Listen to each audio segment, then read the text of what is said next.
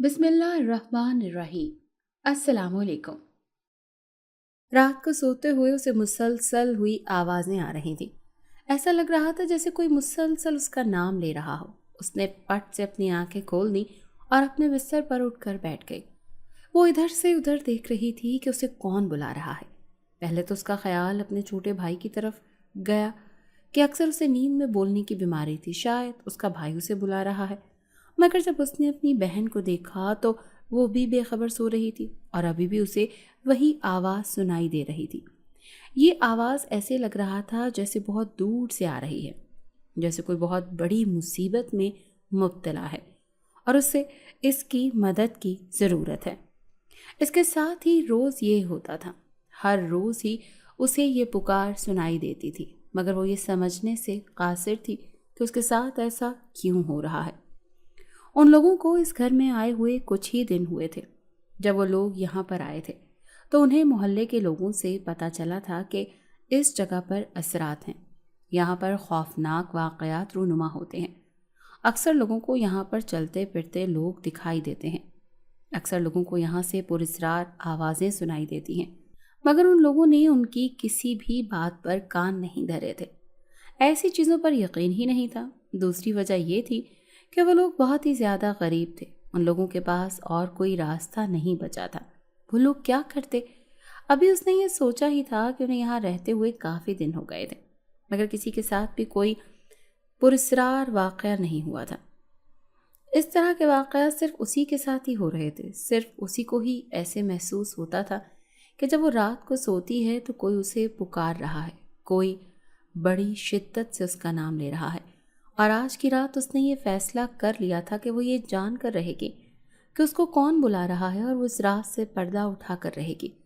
वो अपने बिस्तर से उठी और जब वो चंद कदम मजीद चली तो उसकी नज़र उस तहखाने पर पड़ी जो उस कमरे में था, और जब वो उसके करीब गई तो मालिक के मकान शकूर साहब के घर का सामान उठाकर बाहर फेंक रहा था, जबकि सारा सामान बिखरा हुआ था। और अपने ख़ानदान को उस वक्त लेकर कहाँ जाऊँगा? शकूर मेरी एक जवान बेटी है, खुदा के लिए कुछ तो हया करो। देखो शकूर, मैं पिछले 3 महीने से तुम्हें कह रहा था किराया दे दो, लेकिन तुम 3 महीनों से टाल रहे हो।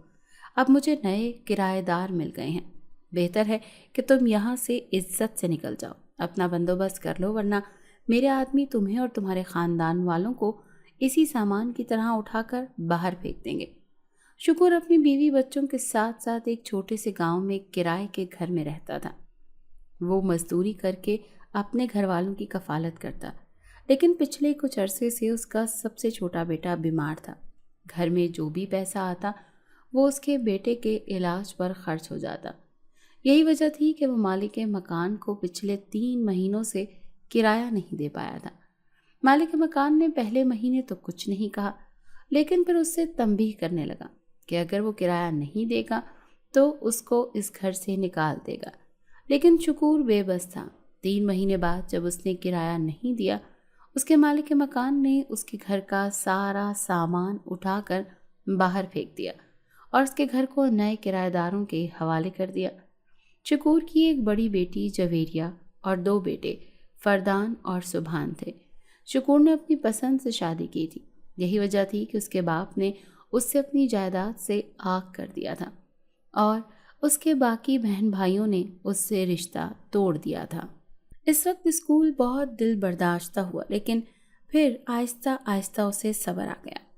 उस वक्त शकूर का एक बहन से राब्ता था, लेकिन उसका घर भी यहाँ से मीलों फासले पर था, जहाँ एक दिन के अंदर पहुँचना नामुमकिन था। शकूर अपने ख़ानदान वालों को लेकर चलता ही जा रहा था। उसके पास घर के अलावा कोई ठिकाना नहीं था और ना वो इस इलाके में किसी और को जानते थे। चलते चलते वो एक जंगल के पास पहुँचे। करीब ही वो अपने ख़ानदान वालों के साथ पत्थरों पर बैठ गया और सोचने लगा कि आगे क्या किया जाए। वो बहुत परेशान हाल नज़र आ रहा था। उसे अपनी नौजवान बेटी की फिक्र थी। उन्हें बैठे हुए अभी थोड़ी ही देर गुजरी थी कि एक बूढ़ी औरत उनके पास आई और कहने लगी, अब क्या हुआ है? ये तो है, तुम सब लोग ऐसे यहाँ पर क्यों बैठे हो? शकूर की बीवी आलिया ने उस बूढ़ी औरत को सारी बातें बता दी। اس کی بات سن کر اس بوڑھی عورت نے تعصب کا اظہار کیا اور کہنے لگی کہ ابھی تم لوگ فکر مت کرو، اللہ نے مجھے تم لوگوں کی مدد کے لیے ہی یہاں بھیجا ہے۔ اس جنگل سے آگے ایک بستی ہے، وہاں ایک چھوٹا سا مکان ہے، وہ کافی عرصے سے بند پڑا ہے۔ کہتے ہیں کہ اس پر آسیب کا بسیرا ہے۔ اس مقام سے عجیب و غریب آوازیں آتی ہیں، کبھی کسی بچے کے رونے کی اور کبھی کسی عورت کے چیخنے کی۔ لیکن ایک بات ہے کہ وہ مکان کسی انسان کی ملکیت نہیں۔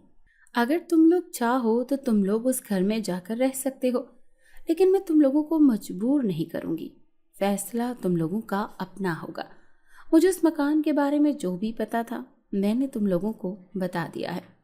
شکور تو پہلے ہی ان آسیب اور بھوت پریت کی باتوں پر یقین نہیں رکھتا تھا، یہ سب اسے جھوٹی کہانیاں ہی لگتی تھی۔ مکان کی بات سن کر وہ ایک دم بہت خوش ہو گیا۔ اسے تو رہنے کے لیے صرف ایک چھت چاہیے تھی، جو اسے اتنی آسانی سے مل سکتی تھی اس نے سوچا تک نہیں تھا۔ اس نے سوالیہ نظروں سے اپنے خاندان والوں کی طرف دیکھا، وہ اسی کی طرف دیکھ رہے تھے۔ تھوڑی دیر کی سوچ بچار کے بعد شکور وہاں جانے کے لیے راضی ہو گیا، جبکہ اس کی بیٹی جویریہ اس بوڑھی عورت کی باتیں سن کر بہت خوش ہوئی۔ وہ بہت بہادر تھی، اسے شروع ہی سے جنات کے بارے میں جاننے کا بہت شوق تھا۔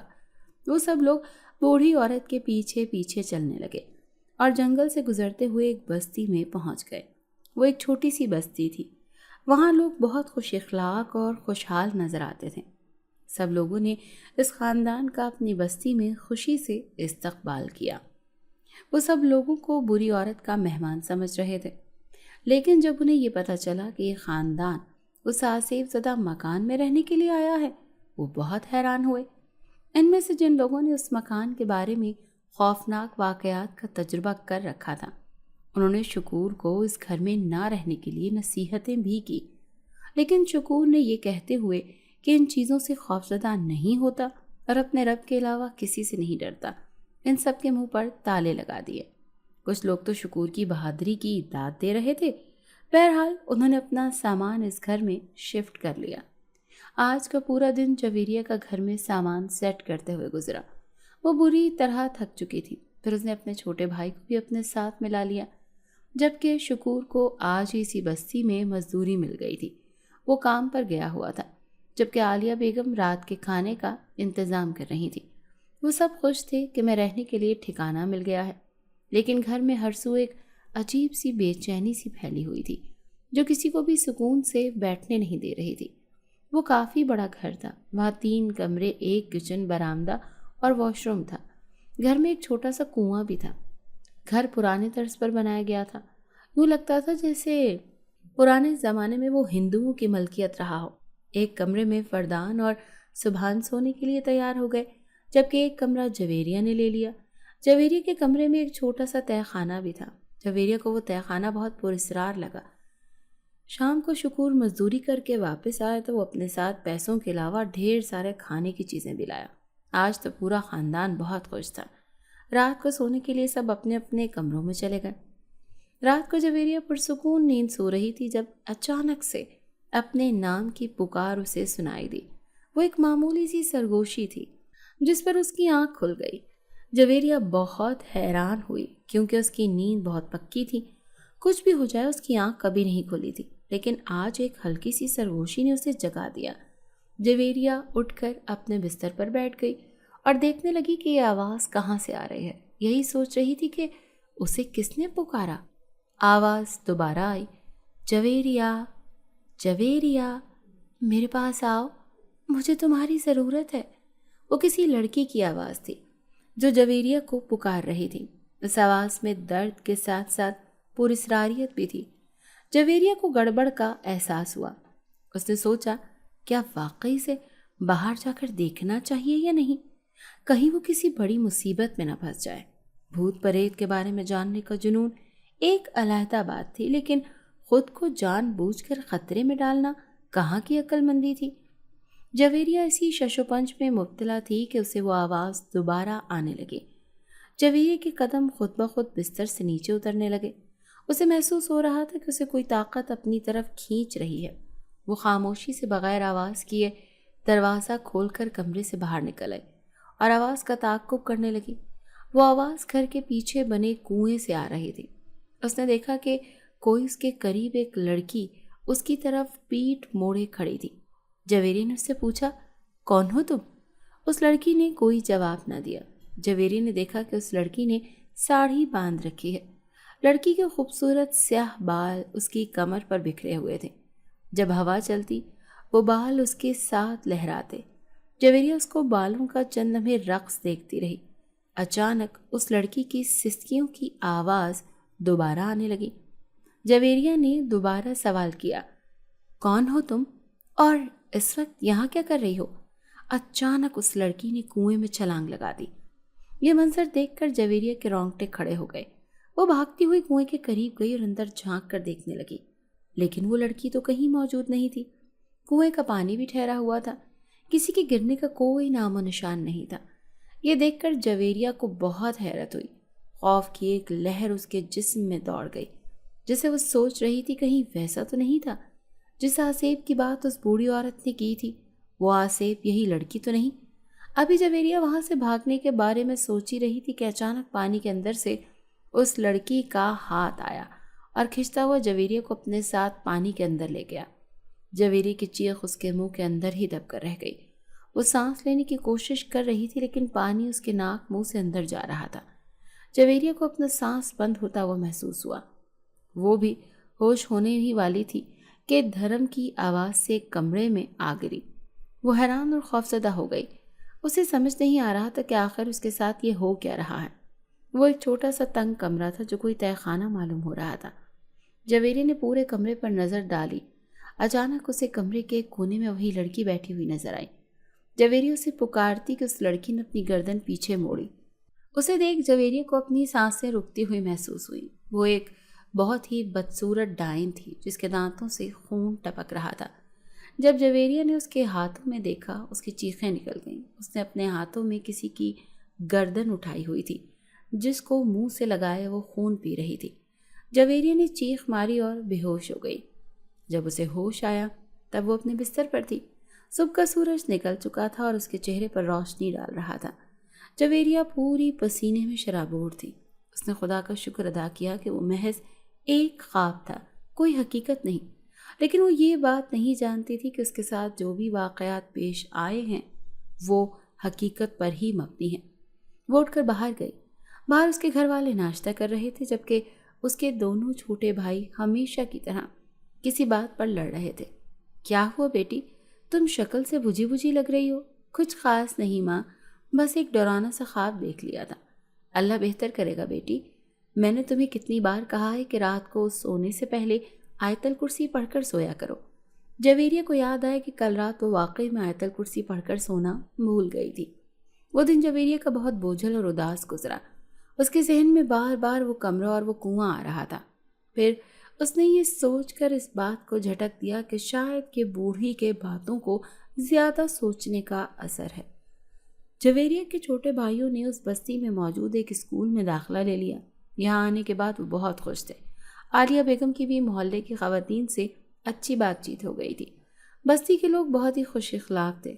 शुरू शुरू के दिनों में तो उन्होंने इस खानदान का बहुत ख्याल रखा और साथ साथ खाने पीने की अशिया भी भिजवाते रहे।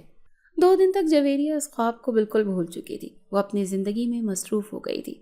उसने बस्ती के छोटे बच्चों को पढ़ाना शुरू कर दिया। वो इन बच्चों को स्कूल की तालीम के साथ साथ कुरान की तालीम भी देती। बस्ती वाले इस बात से बहुत खुश थे। हर कोई जवेरिया का बहुत एहतराम करता था। कुछ दिनों से वो नोट कर रही थी कि जब भी वो वापस आती है या स्कूल जाती है तो रास्ते में एक शख्स खड़ा होता है। वो उससे पसंदीदा नज़रों से देखता है, लेकिन उसने आज तक उससे कोई बात नहीं की थी। इसीलिए जवेरिया भी खामोश हो गई थी। खुदा का शुक्र था कि उस शख्स ने कभी उसे नुकसान नहीं पहुंचाया था। आज गर्मी बहुत ज़्यादा थी। सूरज आग उगल रहा था। जवेरिया का गर्मी, भूख और थकावट से बुरा हाल था। उसे बस जल्दी जल्दी घर पहुंचने की जल्दी थी। वो तेज तेज कदम उठा रही थी। थोड़ी देर चलने के बाद वो घर पहुंच गई। घर में हर तरफ सन्नाटा था। यकीनन उसके घर वाले सो रहे थे, जबकि अब्बा मजदूरी पर गया हुआ था। जवेरिया नहाने के बाद अपने लिए खाना गर्म करने लगी और फिर कमरे में आ गई। आज वो नॉवल पढ़ने के लिए अपनी दोस्त से लाई थी। ناول پڑھتے اسے تھوڑی ہی دیر گزری تھی کہ اپنے کمرے میں اسے بنے تہہ خانے سے ایک دھڑام کی آواز آئی، جیسے بہت ساری چیزیں ایک ساتھ زمین پر گری ہوں۔ جویریہ ایک دم سے بوکھلا گئی اور جلدی سے تہہ خانے کی طرف بڑھی۔ اس دن کے بعد وہ اس تہہ خانے کو بالکل فراموش کر چکی تھی۔ اس نے تہہ خانے کا دروازہ کھولنے کی کوشش کی، لیکن کافی عرصے سے بند رہنے کی وجہ سے وہ جیم تھا۔ تھوڑا سا زور اور جدوجہد کے بعد دروازہ کھل گیا۔ دروازہ کھلتے ہی ایک بہت ہی گندی بدبو جویریہ کی ناک سے ٹکرائی۔ جویریہ نے فوراً اپنی ناک پر ہاتھ رکھا اور قدم تہہ خانے کے اندر رکھ دیا۔ تہہ خانے میں ہر طرف اندھیرا تھا۔ جویریہ احتیاط سے اپنے ساتھ ٹارچ لے آئی تھی۔ جیسے ہی اس نے ٹارچ ماری، اس کی خوف کی شدید لہر اس کے جسم میں دوڑ گئی۔ یہ وہی تہہ خانہ تھا جو کچھ وقت پہلے جویریہ نے اپنے خواب میں دیکھا تھا۔ جویریہ کو اچانک وہ بدرو یاد آ گئی جس نے اس بچے کا خون پیا تھا۔ جویریہ نے پورے کمرے میں ٹارچ گھمائی، لیکن وہاں کوئی نہیں تھا۔ جویریہ نے سامنے دیکھا، وہاں ایک ہندو مورتی، سندور اور ایک گھنٹا پڑا ہوا تھا۔ اس کے علاوہ وہاں پہ ایک چھوٹا سا بند صندوق تھا۔ جویریہ نے جیسے ہی وہ صندوق کھولا، اسے ایک جھٹکا لگا، جیسے کوئی پوری قوت کے ساتھ اس کے وجود میں داخل ہوا ہو۔ جویریہ نے اندیکھے اور نہ چاہتے ہوئے بھی اس آسیب کو آزاد کر دیا تھا اور اس کی طاقت بڑھانے کے لیے خود اس کا شکار بن گئی تھی۔ 100 سال پہلے یہ بستی ویسے ہی خوشحال تھی جیسی اب، لیکن پھر اچانک اس بستی کی بربادی کا آغاز ہوا۔ یہاں ڈائن کے ایک خاندان نے دہشت پھیلا دی۔ وہ نوجوانوں اور بچوں کا خون پیتے۔ جب ان کے وجود میں ایک قطرہ تک باقی نہ بچتا، تب تک وہ ان کا پیچھا نہیں چھوڑتے تھے۔ بستی میں ہر طرف دہشت کا سامان تھا۔ لوگوں نے اپنے بچوں کو گھر سے باہر نکالنا بند کر دیا تھا۔ اب مائیں کھیلنے کے لیے بھی اپنے بچوں کو باہر نہیں جانے دیتی تھیں۔ کوئی بھی شخص مغرب کے بعد گھر سے باہر نہیں نکلتا تھا۔ لیکن پھر اس ڈائن نے ایک نیا حربہ استعمال کر لیا۔ وہ روپ بدل بدل کر لوگوں کے قریب آ کر رہتی اور آسانی کے ساتھ اپنا شکار کر لیتی۔ ان میں سے ایک شخص نے کسی عامل بزرگ سے مدد لینا چاہی، لیکن اس کا انجام بہت عبرتناک ہوا۔ پھر شاید قدرت کو اپنے بندوں پر ترس آ گیا۔ اس بستی میں ایک بہت بڑا جادوگر آیا۔ لوگوں نے اسے اپنے حالات کے بارے میں بتایا۔ جادوگر نے اس کی مدد کرنے کی حامی بھر لی۔ وہ ویسے بھی اپنی طاقت بڑھانے کا ارادہ رکھتا تھا۔ اس نے عمل کرنا شروع کیا۔ بہت جلد اس نے سب ڈائنوں سے لوگوں کو چھٹکارا دلا دیا، لیکن ایک ڈائن ابھی بھی موجود تھی۔ وہ بہت طاقتور تھی۔ جادوگر کا اسے جلا کر بھسم تو نہیں کر پایا، لیکن اسے ایک گھر میں قید کر لیا اور اسے آسیب زدہ قرار دے دیا۔ اس وقت سے آج تک کوئی بھی شخص اس گھر میں نہیں رہا تھا۔ وہ ڈائن اسی گھر میں بنے قید خانے میں قید تھی۔ 100 سال سے اسے خون نہیں ملا تھا، جس سے اس کی طاقت کمزور ہو چکی تھی۔ جادوگر کو اس بات کا اندازہ تھا کہ کبھی نہ کبھی کوئی نہ کوئی شخص اس مکان میں جا کر ضرور رہے گا۔ ڈائن کو صرف قید خانے میں قید کرنا محفوظ نہ تھا، اسی لیے اس نے اس گھر کے ارد گرد حصار بنا دیا تھا، جہاں سے اس دن کا نکلنا مشکل ہی نہیں ناممکن تھا۔ اچانک جویریہ بیمار رہنے لگی۔ اس کی ساری طاقت ختم ہو چکی تھی۔ وہ دن بہ دن بہت کمزور ہوتی جا رہی تھی۔ جویریہ کی یہ حالت دیکھ کر اس کے ماں باپ بے حد پریشان تھے۔ وہ سمجھ نہیں پا رہے تھے کہ ان کی بیٹی تو اچھی خاصی صحت مند تھی، پھر اچانک اسے کیا ہو گیا۔ وہ سب اس بات سے بالکل بے خبر تھے کہ جویریہ نے اس دن کو تہہ خانے سے آزاد کر دیا۔ وہ ڈائن روز اس کا خون پیتی۔ جویریہ کو اس بات کا بخوبی احساس ہو رہا تھا، لیکن وہ کسی کو بتا نہیں پا رہی تھی۔ جب بھی وہ یہ بات کرنے کی کوشش کرتی تو اس کے ہونٹ خود بخود بند ہو جاتے۔ وہ بہت بے بس محسوس کر رہی تھی۔ شکور اپنی نوجوان بیٹی کی یہ حالت دیکھ کر بہت پریشان تھا۔ کئی بار اس نے اسے ہسپتال لے جانے کی کوشش کی، لیکن بیچ میں کوئی نہ کوئی رکاوٹ آ جاتی۔ گاؤں والے کا یہی کہنا تھا کہ یہ اسی آسیب کی وجہ سے ہو رہا ہے۔ عالیہ بیگم نے جس دن گھر میں قرآن خوانی کرائی تھی، اسی دن جویریہ کو اسپتال لے جانے کا موقع مل گیا۔ ڈاکٹر جویریہ کی حالت دیکھ کر بہت پریشان ہو گئے۔ اس کے جسم سے خون بہت تیزی سے کم ہو رہا تھا، لیکن وہ وجہ جان نہیں پا رہے تھے۔ ہسپتال میں جویریہ کا بہت خیال رکھا جا رہا تھا۔ اسے پراپر غذا دی جا رہی تھی تاکہ وہ جلدی سے صحت مند ہو سکے۔ اس کے اندر خون بہت زیادہ کم ہو گیا تھا۔ ڈاکٹروں نے جویریہ کے باپ کو خون کا بندوبست کرنے کے لیے کہا تھا کہ جویریہ جلدی صحت یاب ہو سکے۔ ادھر علی کافی دنوں سے دیکھ رہا تھا کہ جویریہ پڑھانے کے لیے اسکول نہیں آ رہی۔ اسے یہ لڑکی پہلی نظر میں ہی بھا گئی تھی۔ وہ اسے بات کرنے کا موقع ڈھونڈ رہا تھا، اس کی مرضی جان کر اپنے گھر والوں کو رشتے کے لیے بھیج سکے۔ لیکن جویری کی مسلسل غیر موجودگی اسے مایوس کر رہی تھی۔ ایک دن اس نے اسکول کے بچے سے پوچھا۔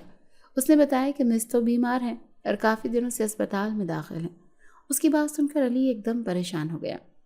دوسری طرف شکور بستی میں خون کے لیے گھوم رہا تھا، لیکن اب تک اسے خون نہ مل سکا۔ علی نے جب شکور کو پریشان حال بستی میں گھومتا پایا، وہ اس کے پاس گیا اور بولا کہ چچا کیا معاملہ ہے؟ شکور نے اسے ساری بات بتا دی کہ جویریہ کو خون کی ضرورت ہے۔ علی کا خون بھی بی پازیٹیو تھا۔ علی نے خود اپنے چند دوستوں کے ساتھ بھی جا کر جویریہ کو خون کی بوتلیں دی، جس سے جویریہ کی حالت کافی حد تک بہتر ہو گئی اور وہ موت کے منہ میں جاتے جاتے بچ گئی۔ شکور نے ڈاکٹروں سے کہا کہ اب ہم اپنی بیٹی کو واپس لے کر جا سکتے ہیں۔ ڈاکٹرز نے دیکھا کہ جویریہ کافی حد تک سنبھل چکی ہے، لیکن وہ ابھی صحیح طور پر صحت یاب نہیں ہوئی تھی۔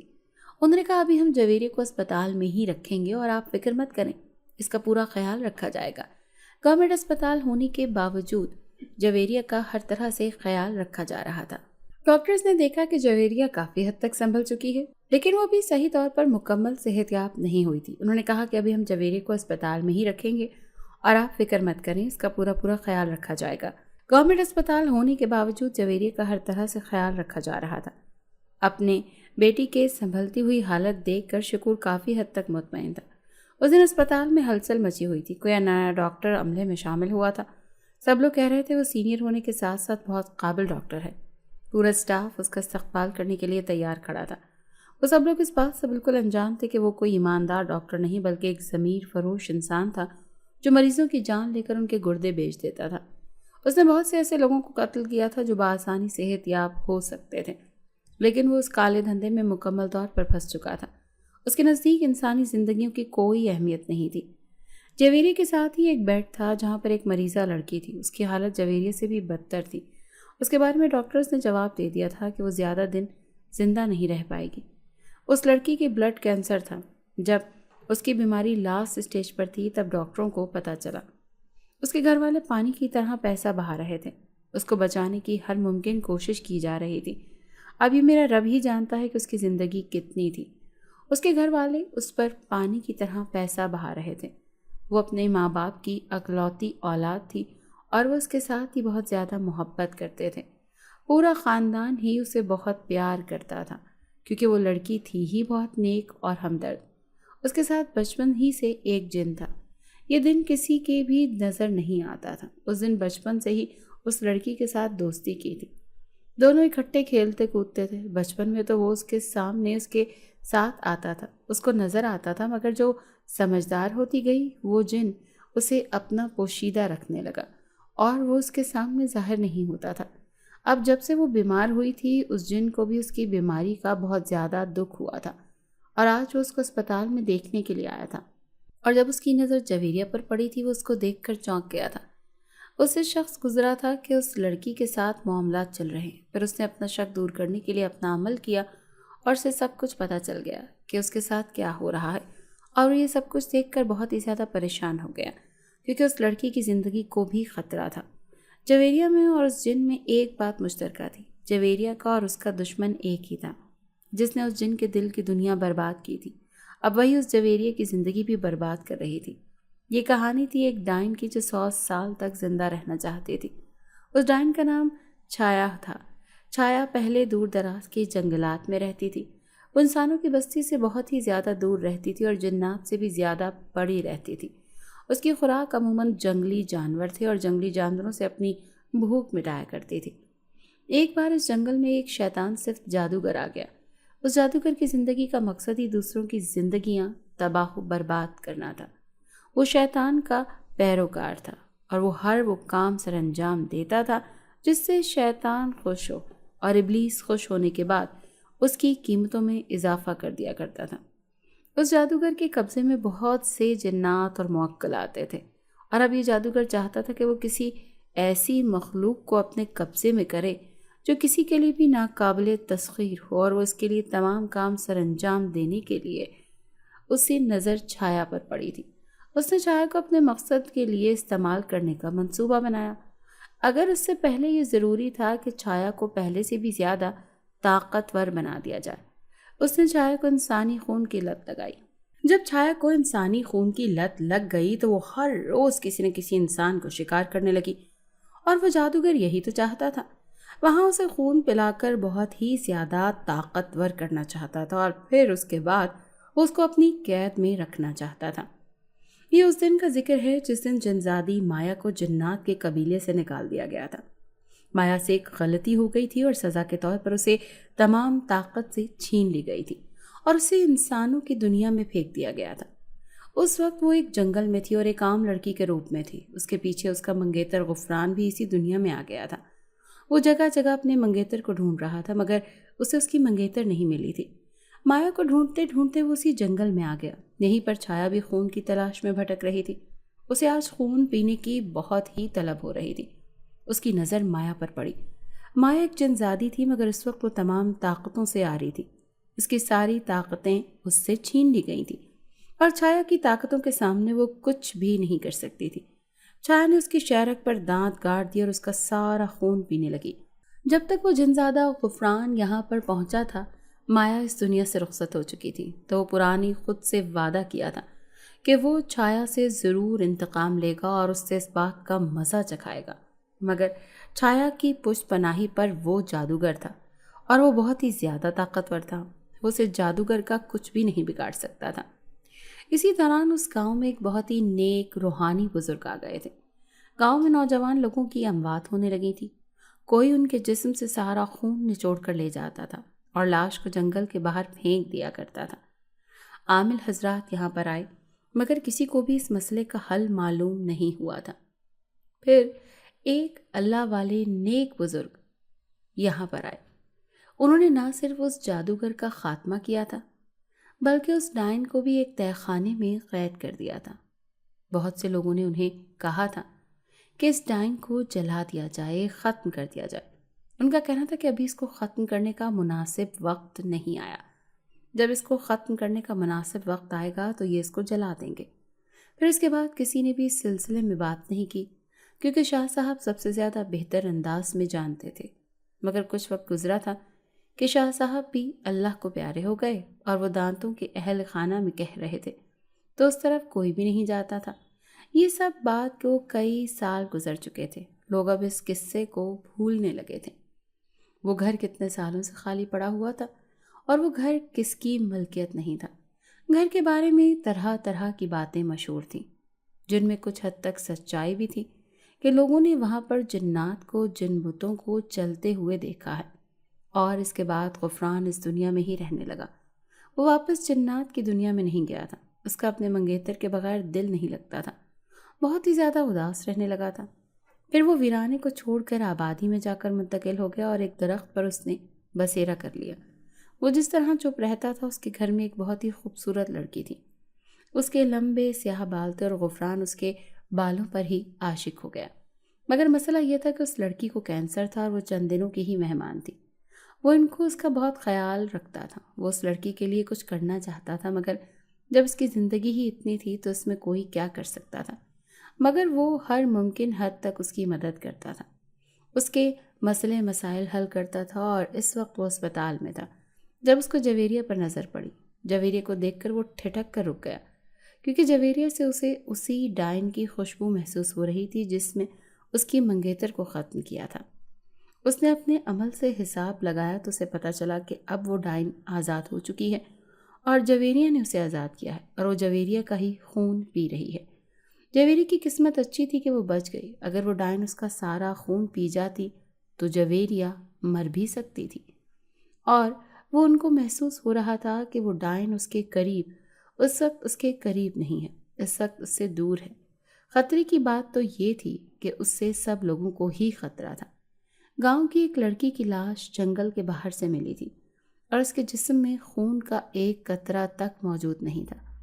غفران اب بہت اچھے سے جانتا تھا کہ یہ کام کس نے انجام دیا ہے۔ جویریہ کی حالت پہلے سے کافی حد تک سنبھل گئی تھی۔ وہ اپنے بستر پر لیٹی ہوئی تھی جب ایک نرس آئی اور اس کو لے کر آپریشن تھیٹر میں چلے گئے۔ غفران یہ دیکھ کر ٹھٹک گیا کہ وہ تو بالکل ٹھیک ہے، اسے آپریشن تھیٹر میں لے جانے کی کیا ضرورت تھی۔ وہیں لگے ہاتھوں اس کے پیچھے چلا گیا، اور جب وہاں پہنچا تو اسے اصل بات کا پتہ چلا۔ یہ سب ڈاکٹر نہیں بلکہ کسائی تھے۔ یہ انسان کے جسم سے اعضاء نکال کر آگے بیچ دیا کرتے تھے۔ انہوں نے جویریہ کو بے ہوش کر دیا اور اس کے اعضاء بیچنے کا ارادہ کر رہے تھے۔ غفران نے انہیں مزہ چکھانے کے بارے میں فیصلہ کیا۔ ایک دم سے کمرے کی لائٹ آن آف ہونے لگی۔ سب لوگ ایک دوسرے کی طرف دیکھنے لگے کہ یہ کیا ہو رہا ہے۔ کبھی دوسرے زور زور سے بجنے لگتے دروازے، کبھی الماری سے کتابیں نیچے گرنے لگتی، کبھی الماری میں رکھے ہوئے اوزار آپس میں بجنے لگے۔ بہت ہی خطرناک انداز میں کہے گونجنے لگے اور سب لوگ وہاں سے بھاگ گئے تھے۔ جب سب لوگ بھاگ گئے تو غفران نے جویریہ کو ہوش میں لے کر آیا۔ غفران کو دیکھ کر وہ حیران رہ گئی اور اس سے پوچھنے لگی کہ وہ کون ہے۔ جب غفران نے اسے ہر ایک بات بتائی تھی، اپنے بارے میں سب کچھ بتایا، اسے کہا تھا کہ فوراً اسے یہاں سے نکل چلو، یہ مسیحا کے روپ میں درندے ہیں، یہ انسانوں کو سودا کرتے ہیں۔ جویریہ نے ایسا ہی کیا۔ آپ نے شور مچا دیا، گھر جانا ہے، جانا اسے، اور ڈاکٹر سمجھا رہے تھے، اسے روکنے کے لیے قائل کر رہے تھے، مگر وہ ان کی اصلیت جان چکے تھے اور اس نے گھر آ کر ہی دم لیا تھا۔ غفران نے اسے اس ڈائن کے بارے میں سب کچھ بتا دیا تھا۔ جویریہ کو افسوس ہو رہا تھا کہ گاؤں کی جس لڑکی کی موت ہوئی تھی وہ اس کی وجہ سے ہوئی تھی۔ جویریہ اس تہہ خانے کا دروازہ اگر نہ کھولتی تو اتنی بڑی مصیبت دنیا میں نہ آتی، مگر اب جو ہونا تھا وہ تو ہو چکا تھا۔ اس نے غفران سے پوچھا کہ اس کا کوئی تو حل ہوگا، اس ڈائن کو ختم کرنے کا کوئی طریقہ تو ہوگا۔ غفران نے کہا کہ میں ایک بزرگ کو جانتا ہوں، وہ ہماری مدد کریں گے۔ جب تک میں واپس آتا ہوں تم نے اپنا خیال رکھنا ہے اور ہوشیار رہنا ہے۔ رات کا نہ جانے کون سا پل تھا۔ جویریہ کو سوتے ہوئے احساس ہوا کہ جیسے اس کی الماری کا دروازہ کوئی اندر سے بجا رہا ہو۔ جب اس نے آنکھیں کھول کر دیکھا تو واقعی الماری سے آواز آ رہی تھی۔ اسے لگ رہا تھا جیسے کوئی بہت جلدی میں ہو۔ پہلے تو جویریہ کو محسوس ہوا، پھر اس نے اپنے خوف پر قابو پایا اور اس نے الماری کھولی۔ کوئی چیز اسے پکڑ کر الماری کے اندر کھینچنے لگی۔ اس کی چیخیں بلند سے بلند تر ہوتی جا رہی تھیں۔ وہ بہت زیادہ شور مچا رہی تھی۔ الماری میں نہ جانے کون سی چیز تھی جو اسے اپنی جانب کھینچ رہی تھی۔ اتنے میں وہاں پر غفران آ گیا۔ اس نے جویریہ کو بچایا اور اس کا دروازہ بند کر دیا۔ دریا سے کہا کہ جلدی سے کوئی لوہے کا بڑا سا تالا لے کر آؤ۔ جویریہ ناسمجھی سے اسے دیکھنے لگی۔ بھلا تالے اس وقت کا کیا کام؟ مگر وہ کہیں سے ڈھونڈ کر ایک بڑا سا تالا لے آئی تھی۔ اس نے یہ تالا غفران کے حوالے کر دیا۔ غفران الماری کو تالا لگا دیا اور اسے کہنے لگا کہ وہ دائیں نہ اس میں قید ہو کر رہ گئی ہے، اب یہاں سے نہیں نکل سکے گی۔ اسے ختم کرنا آسان ہو گیا ہے۔ میں جن بابا جی کے پاس گیا تھا انہوں نے کہا تھا کہ اس ڈائن کو کسی طریقے سے قید کرو، ختم کرنا میرا کام ہے۔ وہ اس الماری میں تمہیں ڈرانے کے لیے تنگ کرنے آئی تھی، مگر وہ اپنے ہی دام میں خود پھنس گئی۔ اب وہ یہاں سے کبھی نہیں نکل سکتی۔ خیال رہے کہ تم نے اپنے گھر والوں کو اعتماد میں لینا ہوگا تاکہ ایسا نہ ہو کہ کوئی اس کو آزاد کر دے۔ تم نے اس بات کا خاص خیال رکھنا ہوگا، اور اگر وہ آزاد ہو گئی تو اسے قابو کرنا ناممکن ہو جائے گا۔ تم اپنے گھر والوں کو سمجھا دینا کہ اس الماری کے آس پاس بھی نہ پھٹکیں، ورنہ ان کا انجام بہت برا ہو سکتا ہے۔ کافی دن گزر گئے تھے، اب مجھے بابا جی کا انتظار تھا کہ بابا جی کب آئیں اور ہمیں اس مصیبت سے چھٹکارا دلائیں۔ اس الماری سے بہت سی عجیب و غریب آوازیں آ رہی تھیں۔ کبھی روتی چلاتی، کبھی وہ منتیں کرتی تھی، کبھی وہ اس بات کا وعدہ کرتی تھی کہ وہ کوئی غلط کام نہیں کرے گی، کبھی وہ مجھے لالچ دیتی تھی کہ میری ہر کھانے کی چیز لے کر آئے گی، کبھی کسی چیز کا لالچ دیتی تو کبھی کسی چیز کا۔ میں جانتی تھی کہ وہ سب کچھ جھوٹ بول رہی ہے، وہ سب کچھ فریب ہے۔ وہ بس وہاں سے آزاد ہونا چاہتی تھی اور میں ایک بار اسے آزاد کر کے دیکھ چکی تھی۔ میری غلطی دوبارہ نہیں کر سکتی تھی۔ میں اپنے ساتھ ساتھ دوسروں کی زندگیوں کو بھی خطرے میں نہیں ڈال سکتی تھی۔ میں کچن میں مصروف تھی جب میرا چھوٹا بھائی کمرے میں چلا گیا۔ اس نے اسے آزاد ہونے کے لیے ملتے کر رہی تھی۔ میرے چھوٹے بھائی کا دل بسیج گیا۔ اس نے فیصلہ کیا کہ وہ آزاد کروا دے گا۔ اس سے پہلے کہ وہ کھانے کے ساتھ چابی لگاتا میں وہاں پر پہنچ گئی۔ میں نے اسے اچھی خاصی ڈانٹ پلائی تھی اور اسے کہا تھا کہ یہ ایک عفریت ہے، یہ اگر آزاد ہو گئی تو دنیا میں تباہی مچا دے گی۔ وہ کب آئیں گے اور کب ہمیں اس مصیبت سے نجات دلائیں گے؟ پھر ایک دن بابا جی آ گئے۔ انہوں نے بھی زیادہ وقت ضائع کرنا مناسب نہیں سمجھا۔ موجودہ میرے کمرے میں گئے تھے۔ انہوں نے سب لوگوں کو کمرے سے نکال دیا اور خود حصار قائم کر کے بیٹھ گئے۔ اپنے کمرے میں گئے ہوئے انہیں کافی دیر گزر چکی تھی جب کمرے سے چیخوں کی آواز بلند ہونا شروع ہو گئی تھی۔ وہ آواز بہت زیادہ ناگوار تھی۔ ایسے لگ رہا تھا جیسے کسی کو کھنڈی چھری کے ساتھ ذبح کیا جا رہا ہو۔ کتنی دیر تک تو یہی سلسلہ چلتا رہا اور پھر اس کے بعد ایک خاموشی چھا گئی۔ اس کے بعد پیر صاحب کمرے میں سے باہر آئے تھے۔ انہوں نے کہا کہ اس بلا کا خاتمہ ہو گیا ہے، آپ لوگ گھر کی صفائی کروائیں اور یہاں پر قرآن پاک کا ختم اور درود کروائیں۔ اللہ نے چاہا تو تمام کالے سائے اس گھر سے ختم ہو جائیں گے۔ پیر صاحب کے جانے کے بعد مجھے غفران نے کہا کہ تمہارے لیے ایک بہت بڑا سرپرائز ہے، مجھے امید ہے کہ وہ تمہیں پسند آئے گا۔ میں یہ سن کر حیران رہ گئی، بھلا ایسا کیا سرپرائز ہے؟ پھر وہ مجھے لے کر اسی تہہ خانے کے نیچے چلا گیا۔ یہاں ایک بہت بڑا بکسا پڑا ہوا تھا۔ جب میں نے اسے کھولا تو میں حیرت زدہ رہ گئی۔ اس میں سونے، چاندی اور ہیرے کے قیمتی زیورات بھرے ہوئے تھے۔ اس نے مجھے کہا یہ سب کچھ تم لوگوں کا ہے، اس کے بارے میں کسی کے ساتھ کوئی بات نہیں کرنا، جیسے چاہو تم لوگ اس کو استعمال کرو۔ اس کے بعد میں نے اپنے گھر والوں کو اس کے بارے میں بتایا اور انہیں تہہ خانے میں لے آئی۔ ان لوگوں نے اس زیور کو تھوڑا تھوڑا کر کے بیچا تھا، اپنا کاروبار سیٹ کیا، اپنا گھر بنایا، غرض یہ کہ اپنی ضرورتوں کی تمام چھوٹی بڑی چیزیں خرید لیں۔ اب ہمارا شمار شہر کے رئیسوں میں ہونے لگا تھا۔ ہمارے رشتہ دار، دوبارہ ہمارے جاننے والے ہم لوگوں سے حسد کرنے لگے تھے۔ اس کا راز پوچھنے لگے تھے تاکہ ہم لوگوں کے پاس اتنا پیسہ کہاں سے آیا، کیسے ہم لوگ دن رات امیر ہو گئے۔ جو لوگ ہم سے زیادہ بات کرنا پسند نہیں کرتے تھے، اب وہ ہمارے آگے پیچھے پھرنے لگے۔ ہم سے اس دولت کا راز پوچھتے تھے کہ آپ کے پاس اتنی دولت کہاں سے آئی۔ میرے ابو کا کاروبار اتنا زیادہ تجربہ نہیں تھا، اس لیے انہوں نے کپڑے کا کاروبار شروع کیا، اور یہ انہوں نے چھوٹے پیمانے سے شروع کیا تھا، اور پھر تھوڑے تھوڑے سے شاگرد رکھے، مگر پھر رفتہ رفتہ انہوں نے اپنے کاروبار کو بڑھانا شروع کر دیا، اور اب یہ کاروبار بہت بڑے پیمانے پر پھیل چکا تھا، اور ہمارے پاس کاریگر بھی بہت زیادہ ہو چکے تھے۔ دیکھتے ہی دیکھتے ہم لوگ دولت سے دولت مند ہوتے گئے۔ سچ کہتے ہیں انسان کے حالات اور وقت بدلتے دیر نہیں لگتی۔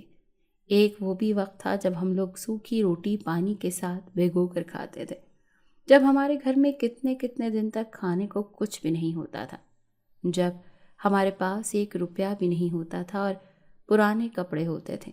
اور آج کا وقت بہت ہی زیادہ مختلف تھا، مگر اس دولت نے ہم لوگوں میں کوئی منفی عادت پیدا نہیں کی تھی، بلکہ ہم لوگوں میں انسانیت اور دوسروں کے لیے محبت پیدا کرتی تھی۔ ہم ہر وقت دوسروں کی مدد کرنے کے لیے تیار رہتے تھے، مگر ہم لوگوں کے بہت زیادہ دشمن بن چکے تھے جو ہماری دولت سے حسد کرتے، اور وہ ہمارے رشتہ داروں میں سے ایک تھے۔ ہماری ایک رشتہ دار خاتون تھی، وہ کافی زیادہ دولت مند تھی، مگر جب انہوں نے یہ دیکھا کہ ہم ان سے آگے بڑھ چکے ہیں تو انہوں نے اپنی حسد کو مٹانے کے لیے ہم لوگوں پر کالا جادو کروانا شروع کر دیا۔ یہ کالا جادو بہت ہی زیادہ سخت تھا، اور ہمارے گھر میں وہ خود ہی پراسرار واقعات ہونے لگے۔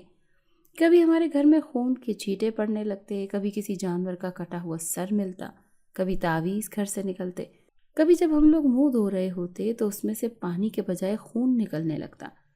اس دن میں کچن میں اپنی مرضی سے ایک چیز بنا رہی تھی۔ یہ مغرب کا وقت تھا، ہر طرف اندھیرا پھیل چکا تھا۔ آج میرا دل کر رہا تھا میں اپنی پسند کا کھانا بناؤں۔ میں اس وقت کچن میں مصروف تھی جب میرے چھوٹے بھائی نے آ کر مجھ سے کہا کہ تم میرے ساتھ چھت پر آؤ نا، مجھے تم سے بہت ضروری بات کرنی ہے۔ میں نے اسے حیرت سے دیکھا اور کہا کہ ایسی کون سی بات ہے جو چھت پر ہی جا کر کی جا سکتی ہے، تم یہیں پر بتا دو کہ کیا بات ہے۔ مگر وہ بضد تھا کہ میرے ساتھ چلو۔ میں نے سوچا کہ ہو سکتا ہے اس نے مجھ سے کوئی ایسی چیز دکھانی ہو۔ اوپر ہو پھر چولہا بند کر کے اس کے ساتھ چلی آئی۔ وہ میرے آگے آگے چل رہا تھا اور اس سے چند قدم پیچھے تھی، اور جب میں چھت پر پہنچی تو میں یہ دیکھ کر حیران رہ گئی کہ میرا بھائی تو چھت پر کہیں بھی نہیں تھا۔ میں نے اسے واضح طور پر دیکھا، مگر وہ مجھے اب کہیں نظر نہیں آ رہا تھا۔ میں واپس پلٹ نہیں سکتی تھی، حیران رہ گئی۔ وہ مجھے چڑیا نظر ہی نہیں آ رہی تھی، چاروں طرف شرکت کی چار دیواری تھی اور نیچے اترنے کا راستہ ہی نہیں نظر آ رہا تھا۔ اتنے میں مجھ پر ایک بہت بڑی خوفناک عفریت نے حملہ کر دیا۔ اس نے مجھے میری گردن سے پکڑ لیا اور وہ مجھے دیکھتے ہوئے چار دیواری کے پاس لے کر آئی تھی۔ وہ مجھے چھت سے نیچے پھینکنے ہی والی تھی۔ میں خوف سے لرز کر رہ گئی تھی۔ میرے اوپر یہ حملہ بالکل اچانک ہوا تھا، میں تو سنبھل بھی نہیں پائی تھی۔ وہاں فوری تو مجھے نیچے پھینکنے کی کوشش کر رہی تھی اور میں اپنے بچوں کے لیے ہاتھ پاؤں مار رہی تھی۔ موت مجھے اپنی آنکھوں کے سامنے نظر آ رہی تھی۔ اس سے پہلے کہ وہ مجھے اٹھا کر نیچے پھینکتی، وہاں پر غفران آ گیا اور جس نے اس عفریت کو بالوں سے کھینچ کر پیچھے کیا تھا اور اس کے بال اپنے ہاتھوں میں پکڑ لیے تھے۔ وہ بری طرح سے چلا رہی تھی۔ یہ کچھ ہی لمحے کا کیا گیا داغ غفران سے عفریت کو لے کر وہاں سے غائب ہو چکا۔ میں نے دونوں ہاتھوں سے اپنی گردن کو پکڑا ہوا تھا۔ میری گردن میں بہت زیادہ درد ہو رہا تھا اور میرا کھانس کھانس کر برا حال ہو رہا تھا۔ جب میں نیچے آئی تو میرا چھوٹا بھائی نیچے کھیل رہا تھا۔ میں نے کسی سے بھی اس بات کا ذکر نہیں کیا، میں کسی کو بھی پریشان کرنا نہیں چاہتی تھی۔ اور پھر جب میں سو رہی تھی تو مجھے خوشبو کا احساس ہوا۔ میں نے آنکھیں کھول کر دیکھا تو میرے سامنے غفران کھڑا تھا۔ اس نے مجھے بتایا کہ تمہارے گھر پر تمہارے ایک رشتہ دار نے جادو کیا ہوا ہے اور انہوں نے یہ چڑیل جادو کے ذریعے تم لوگوں پر مسلط کی ہوئی تھی۔ یہ تم لوگوں کو نقصان پہنچانا چاہتی تھی۔ میں وقت پر پہنچ گیا، ورنہ وہ تمہارا کام تو تمام کر دیتی اور تمام گھر والوں کو ایک ایک کر کے ختم کر دیتی۔ میں پریشان ہو گئی کہ مجھے کیا کرنا چاہیے۔ پھر اس نے کہا کہ تمہیں پریشان ہونے کی ضرورت نہیں ہے، تمہیں ایک چھوٹا سا عمل کرنا ہوگا۔ تمہیں ایک پڑھائی مسلسل اپنے معمولات میں شامل کرنی ہوگی، نماز کی پابندی کرنی ہوگی، تو یوں تم لوگ جادو جنات کے اثر سے بچ سکتے ہو۔ یہ پڑھائی تمہیں اور تمہاری امی دونوں کو کرنی ہوگی اور کچھ دنوں کے بعد تم لوگ دیکھ لو گے کہ جس نے تم لوگوں سے جادو کیا ہوگا اس کا انجام کیا ہوگا۔ اس کا انجام تم لوگ اپنی آنکھوں سے دیکھ لو گے۔ اس کے بعد میں نے اور امی نے پڑھائی شروع کر دی تھی اور کچھ دن کے بعد ہمیں چاچی کے بارے میں پتہ چلا تھا کہ ان کی طبیعت بہت زیادہ خراب ہو چکی تھی۔ پھر کچھ سال کے بعد میری شادی ہو گئی اور شادی کے بعد بھی میں نے اپنے معاملات میں ان وظائف کو شامل کیے رکھا تھا اور پھر اس کے بعد میرے ساتھ کوئی بھی عجیب واقعہ رونما نہیں ہوا تھا۔ اگر آپ کو آج کی ہماری کہانی پسند آئی ہے تو اسے لائک کیجیے اور اپنے پیاروں کے ساتھ شیئر کیجیے۔